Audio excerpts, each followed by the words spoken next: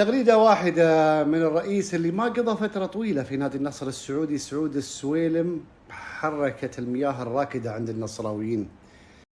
بعض الرؤساء حتى لو فترتهم بسيطة لكن كسبوا محبة واحترام وتقدير. الآن سعود السويلم يحاول أن يعيد تحفيز جماهير نادي النصر لدعم الفريق في مواجهة صعبة أمام النادي الأهلي، وكأنها مواجهة في بطولة النخبة الآسيوية. طبعا في ثلاث آراء حول هذه التغريدة. في البعض قال شافوا مدى تأثير المقاطعة فطلبوا مرة من الأمير فيصل بن تركي والآن سعود السويلم. هذا جانب. في جانب ثاني يقولون لا والله سعود السويلم استشعر أن النصر في حرج كبير وهو همه أنه يدعم الفريق حاليا.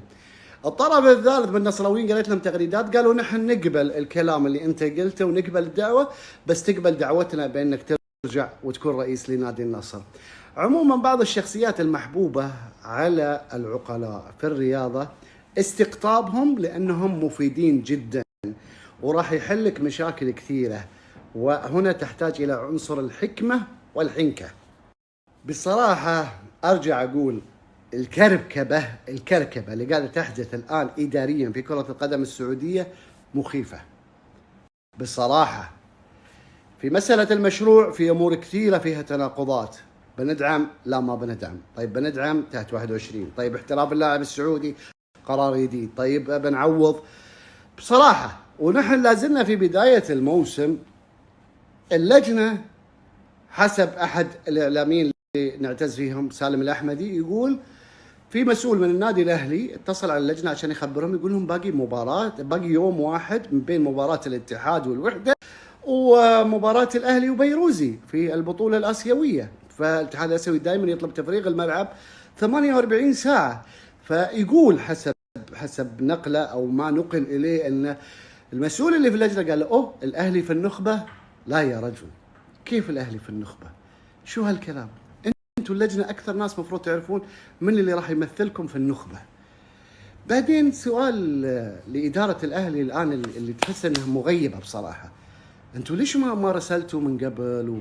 والاتحاد الآسيوي يعتمد على ملعب الجوهرة، اعتمد المباراة على ملعب، تقول لك لا مباراة الاتحاد والوحدة اللي راح تقام يوم 15 وما راح نغيره. الاتحاد الآسيوي كان متعنت، يقول لك لا مباراة الاتحاد والوحدة اللي راح تقام يوم 15 وما راح نغيره. الاتحاد الآسيوي كان متعنت، يقول لك لن تقام المباراة إلا على ملعب الجوهرة. طيب هذه الأزمة من تسبب فيها؟ هذه أزمة تدلك إن في لخبطة كبيرة جدا.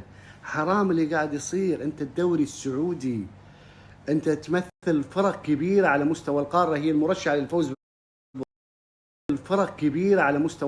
المرشحة للفوز بالبطولة.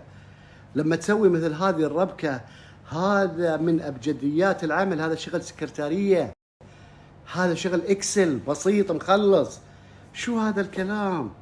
بصراحة أنا أشوف الوضع الإداري كارثي.